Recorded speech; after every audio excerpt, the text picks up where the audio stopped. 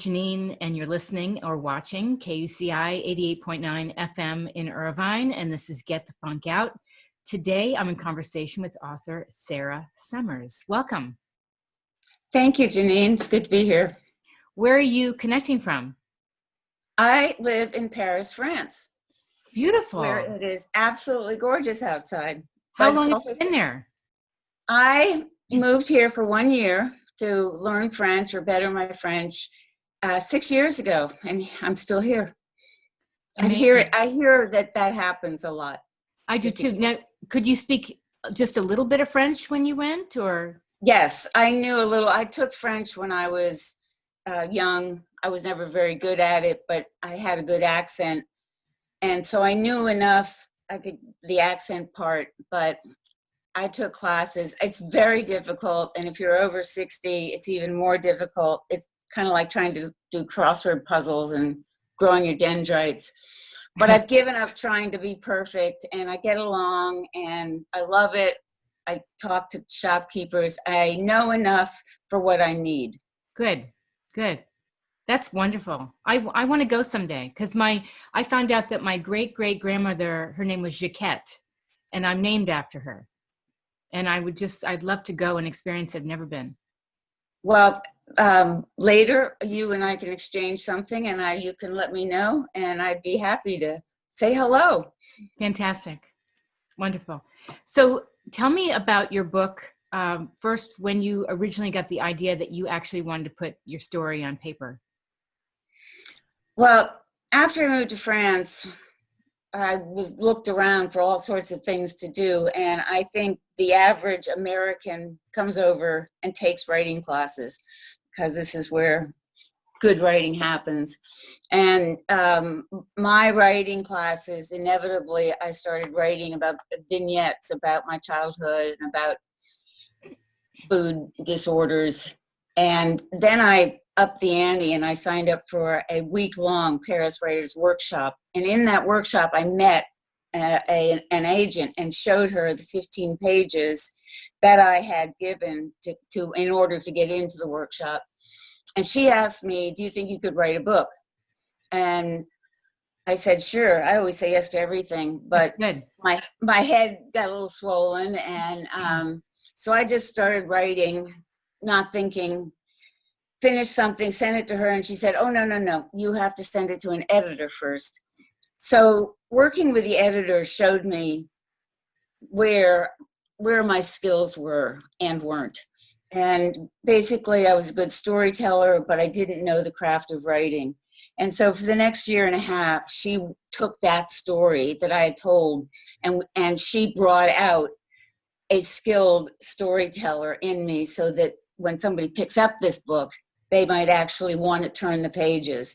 Mm-hmm. So it was somewhere in there when I'd gotten over the first big bump, when I wanted to quit and realized I'd actually gotten better, that I thought,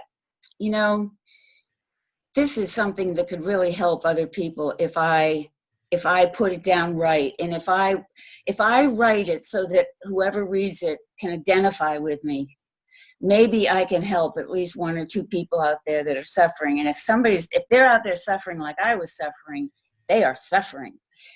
So that gave me the momentum and the motivation to just keep going every time I wanted to give up.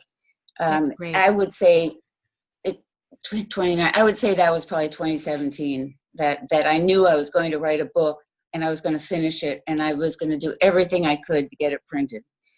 No, back to the workshop. You got into this workshop. Was everybody, were they English speaking, or was this was there a language barrier for you in this? No. There are a number of organizations that are for English speaking people. There's quite a large expat community here. So there were actually a few French people, but they took it because they want to better their English. I see. But okay. This was for English-speaking people. Got it. And I wrote in English. You did? I was going to say, what a challenge that would have been. Yes, yes. So, and then how long did it take you? Because that was 2017. So it took you a few years. to get the book Well, out? the workshop was 2016, Hmm. and I actually finished writing the book the winter of 2018. So it took me about 2.5 years to write it. Once I had that epiphany that I actually was going to do it and that I wanted it to be some good, then it moved much faster. So I probably did reorganized or re-edited about 75% of it the last 6 months. And then the whole publishing thing takes at least a year. Sure. So yeah, so it was work, but it was a different kind of work. But what an accomplishment. You must feel incredible to finally have gotten this out. Well, I'll tell you, people get their books in the mail before they come out, Right. but the pandemic had started. It costs money, a lot of money, to send things to France. And I realized that there was a really good chance I would not have a book and I wouldn't have seen a book when the publishing date came up. So I started to beg the publishers, please, I'll pay for the shipping. And we finally worked something out, and I got a box of these. Yay. I was so happy. I just thought, wow. I know, it is a wow. You're like in shock when you actually see all your work. I couldn't believe it. I couldn't believe it. It looks much better in their typeset than in my computer. By the way, did you know anybody in Paris when you I decided? did. Oh, I good. did. It made it so much easier. I had a very good friend I'd met quite a while. Well, we've known each other since 1998, and I moved in 2014. So it was seamless. Her friends became my friends. She was in a book group. They invited me in. I mean, it really was seamless. And I was dependent on her a little bit for her French because she's fluent. And even that's gone now. I stand by myself. Aw. Well, it's wonderful. I mean, look what you've accomplished moving there, It's incredible. Well, I know this isn't about the book, but I tell people, if I'd actually thought, do you want to move to France? I think that would have been too daunting. So the fact that I moved for a year, that I could do. Mhm. And now I just don't go back because there are things going on in the United States A that I lot have of no things. interest in joining in. Right. Seeing them on TV is bad enough, and I'm just so grateful I'm here. So I really have no interest in going back, and I've made a life for myself here. Good. But would I have just said, okay, I think I'm going to move to Paris? I'm not that brave. So I think whatever higher power works with me, whatever relationship I have, that thing knows me quite well. Just let her go for an investigation, and then we'll keep her there. Well, that was a good move. Say, I'm going to give myself Yeah. a time frame. I'm going to check it out for a year. And this is not something you wished to do when you were younger or years earlier? You just never Well, thought of it? I worked till about 2008. On my 50th birthday, I gave myself a 6-week vacation in Europe. And as a child, we'd lived here a couple of times. I've always loved Europe. I've always felt at home. And because my parents brought us over here, I had no, I wasn't afraid that it was weird here, which a lot of people who've never traveled are really scared because they don't know what to expect. And that it's Right. really just the same as you and me, really is a surprise to them. I don't really like the generalization I hear that French people don't like Americans. Do you That's not true. That's not true. That's They exactly don't what I'm like our hearing, the government. opposite. They do not like our government at all, but they like the Americans. But the French are a very different culture, and Parisians particularly. If you go outside of Paris, the French are so friendly. They'll welcome you into your home. I mean, they'll fall all over themselves for you. And if you go up north, closer to where the Battle of the Bulge was, people that are still alive and remember World War II, they're practically genuflecting in front of Americans. So what they are is they're very private. They're very centered on what they're about to do, and they can appear rude and they can appear self-centered, And Americans are very friendly in general, and we're just the opposite as a culture. And so it appears to a lot of people that the Parisians must not like us. Mm-hmm. They'll never let us in. I mean, people who marry into French families say even after 20 years, they don't really feel a part of the family. And that's the culture, you know, and anybody who does that just has to know that, or they're going to have a little breakdown. Sure. But I disagree. They don't like our government. A lot of people don't like our government. We won't go there, but I mean, it's so terrible what's going on right now. Aside from that, how are you doing with quarantine, COVID? What's going on there? Well, I work a lot in front of my computer in my apartment.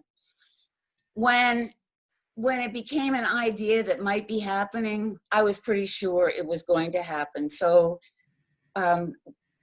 I don't know if you've read through the book, but the 12-step program that I ended up in, recovery, teaches you to plan ahead, prepare, and do anything to protect this not binging. Mm-hmm. And so I kind of do it as a knee-jerk reaction now, and told all my friends, just get everything you need. Good. I'm going to get a Zoom account. We were using a free one. I'm going to get a Zoom account. Anybody can use it if they need to. Mm-hmm. At first, it didn't seem at all that different. We had different, I felt very safe. I don't know if I would have, but I kept comparing myself to the Americans. And I kept thinking, God bless Gavin Newsom. He looks weird with his flung back hair, but oh my God, he's a good governor. Yeah. So I was so grateful for that. But I got sick just before the lockdown, just a common cold. So it's been about 3 months and a week, and I really have lockdown fatigue. I've started bumping into things and making stupid mistakes on, typing, and driving myself nuts. And it's a kind of fatigue. Maybe you know it because you're, but I'm not going to break any rules. I'm over 70, and Mm-hmm. I'm just going to do what I'm told. Do you go out for walks?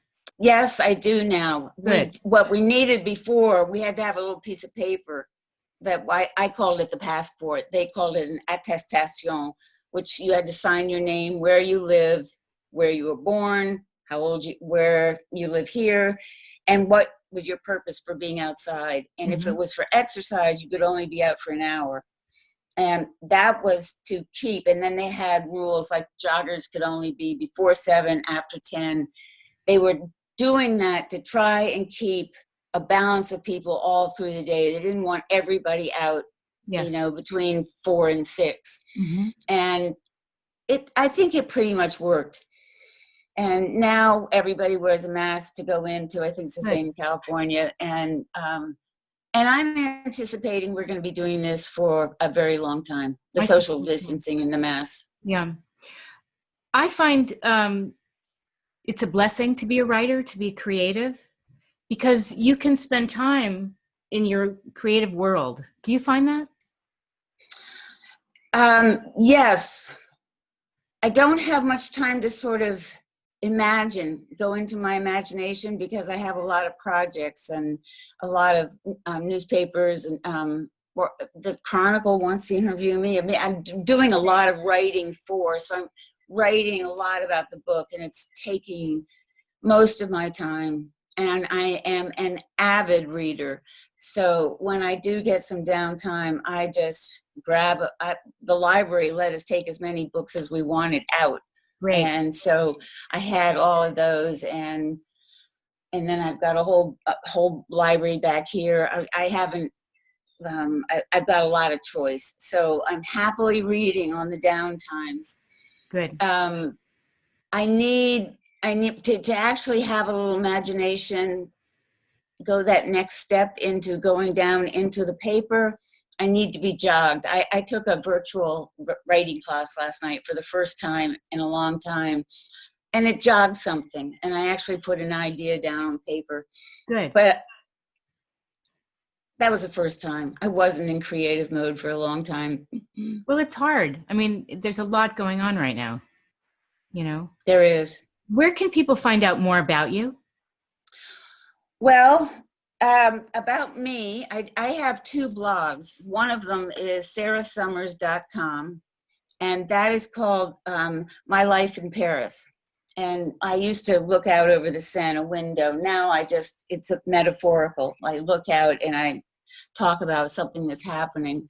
And I've been trying since the pandemic started to keep a record of the pandemic, both the facts, my feelings about the facts, and my own sort of integration of the feelings and other feelings. And people would send me things. Like I had a friend who broke all the rules and would go around and take pictures of empty Paris. And nobody in my lifetime, I'm 72, has ever seen Paris without tourists. I mean, they are unique. So I put them on the blog. Good. Then I have a blog about food addiction, and that one is named after the book, and it's called saving-sarah without an H.org.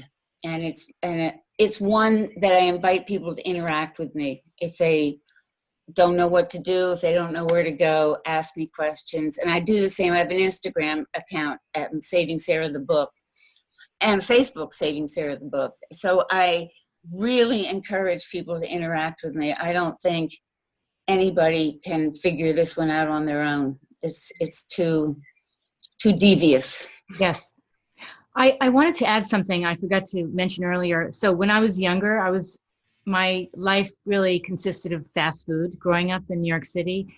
And I was an emotional eater. And then I didn't realize, but it created a lot of problems. I had learning problems. I had eczema. Until I finally figured out what doesn't work. And I would eat things that I knew were bad for me, but I was an emotional eater. I took diet pills at one point. Until you kind of figure out what's toxic, it's a long road. You know, it's a really long road, and I had to really kind of be a detective and remove things, and constantly be removing, and then my whole mental health improved, and a lot of things improved. But I was eating things that were so bad because they would remind me of a bad relationship. You know what I mean? I do. And it was, and then it was so soothing to have TV dinners as a kid. I would be home alone at 9 and just eating all this toxic food. I didn't know it was toxic, but I was very depressed. Yeah. So for anybody watching this or listening, your book is very powerful, you know, and I'm so glad you wrote it because it could touch a lot of people. Thank you. Thank you very much. Yeah, I that's what I hope. I was thinking, if anybody ever asked me, are there different levels of people with problems with food? I would call yours a big problem affecting your health, but you hadn't crossed the line into addiction yet, because you yourself could actually do the research and make notes and keep a focus, and you eventually figured things out. The addict like me just starts binging on everything and has no way to focus, doesn't even, looks for a magic wand. Mm-hmm. I mean, I was looking, that's the diet. We look for the diet that's the magic wand, it's going to fix it and we'll be beautiful and thin, and it never happens. And so a lot of these 12-step programs that work have already done all the research for you. And so they say, just don't do this. For 90 days, don't do this. And your head clears up, and then you don't want to do it. Yeah. And you can figure out all the whys it worked and everything afterwards. But addicts like me have to be told stop, and you'll figure out why you ate afterwards. Yeah. Mm. Sara, I want to thank you so much for calling in. This has been tremendous. Thank you. Thank you so much. And I wish you good health and a beautiful day in California. Now I want to come to Paris. You are invited. I will write Jackie, and she'll give you some info, contact. Okay. That'd be wonderful here. It's I wonderful. really want to go. And it's been so great chatting with you. So thank you. Thank you so much. Be well. Bye-bye. Bye-bye.